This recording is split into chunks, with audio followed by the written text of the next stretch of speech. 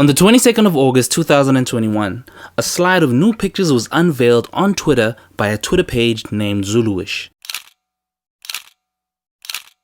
Yandisa Zulu, a 26-year-old entrepreneur from KZN, introduces South Africa's first fully black-owned kettle brand. Initially, responses from the first set of onlookers was positive, with tweets like, "The Zuluish kettle looks really cute.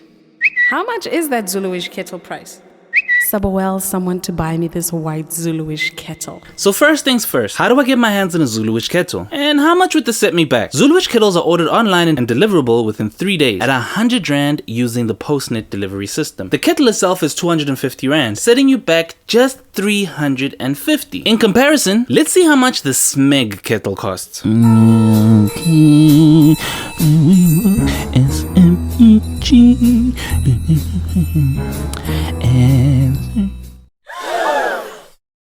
Fuck you, asshole. Fuck, fuck, fuck. Motherfuck, noise. Fuck you! The Zuluish brand is elegant, affordable, and proudly South African. There's no way anyone can find fault in this, right? Like, who would be mad at a kettle? Which entity would be so dumb and unkind as to find something wrong with a company like this?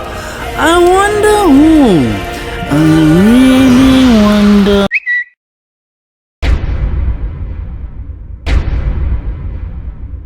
On the 23rd of September 2021, the Twitter handle DiGrootgat would post a picture of a screenshot taken from an Eastern Asian website that looked awfully familiar to a brand that was recently launched in South Africa.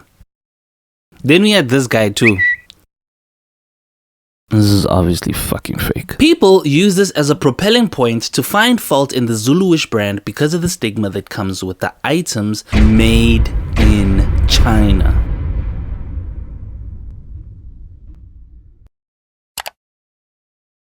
Our continent hasn't always been the poverty-stricken place as we know it today. In fact, if you go into the history books, the richest man to ever live in recorded history was an African. However, during the late 1600s and the early 1700s, lands such as the British and the Spanish-owned Americas were going through periods of widespread business innovation. So they needed to upscale business by getting people to work in these businesses. They needed slaves. Native Americans were too small in numbers. However, the Americans gained independence and started buying slaves from Africa. Now, who was selling slaves back then, you might ask?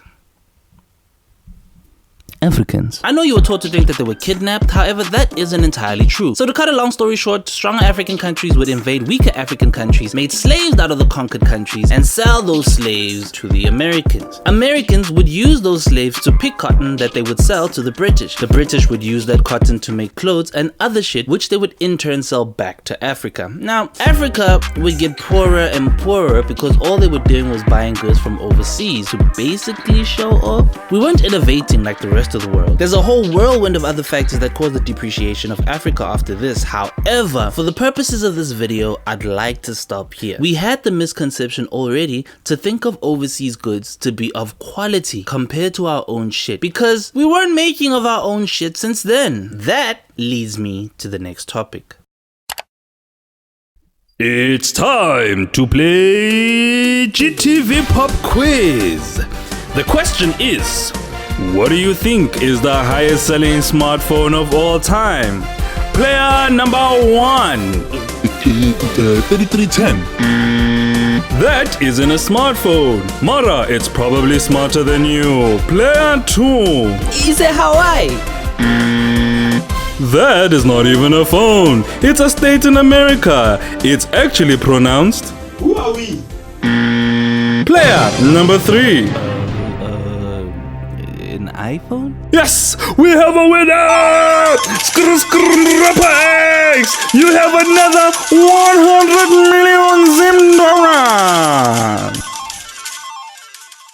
On the 22nd of September 2014, Apple would announce their next generation smartphone in the iPhone 6 and the 6 Plus. The phone would break records as the most shipped phone within 30 days and have people standing in block surrounding queues trying to get their hands on that blue bubble magic. According to a teardown report from a research firm IHS, having calculated labor, manufacturing, and assembly, the cost of each unit came up to about $200.10. In September of 2014, that was about 2,154 Rand.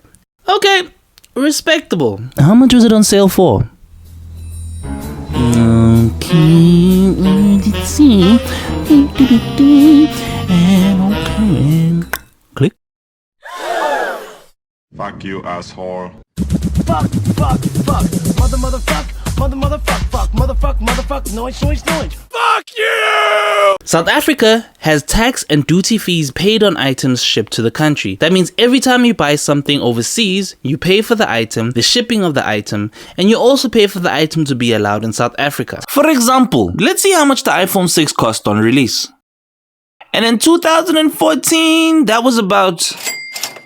Alright, now let's see how much it cost at Incredible Connection after duties and taxes. Are you serious? This is torture.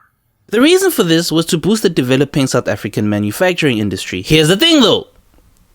The government fucking forgot to teach people how to make shit. You can't just expect people who literally went from Bantu education in the years prior to all of a sudden make booming businesses. Imagine going from learning this shit in class, like gardening and water and soil conservation, to being Jeff Bezos in 5 years. So we literally were still forced to buy stuff from overseas, which now costs 10 times the price. Up to 2014, when the iPhone, which was made for almost 2,000 Rand, cost almost 13,000 to buy. Which for some reason Africans love to do, because apparently shit from overseas is better quality. I can already hear some of you now. Yeah, maar a crime. South Africans phones came up Hong Kong because they made in China.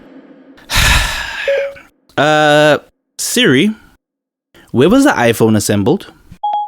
I was made in China. What the fuck?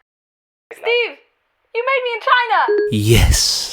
If you didn't know, your 13,000 Rand beloved iPhone is also made in China.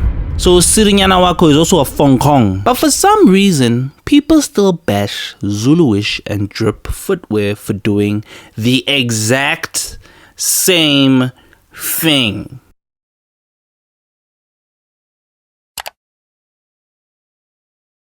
So to connect all of these sections together, Zuluish is a South African brand assembled in China, being sold back to South Africans and other countries when possible. Africans are people made to believe that items coming from other countries are better because we aren't creating anything of value for ourselves. The moment something of value comes, like a simple kettle, we try to find issues that don't even make sense. Yes, a lot of counterfeit items are made in China, but so are most legitimate items made there, simply because China has created a powerhouse of a manufacturing and assembly industry. I mean, look here at this tweet. Look at the intelligence level of this tweet. In fact, I'm going to give you a few moments just to really try and figure out what this person is trying to say.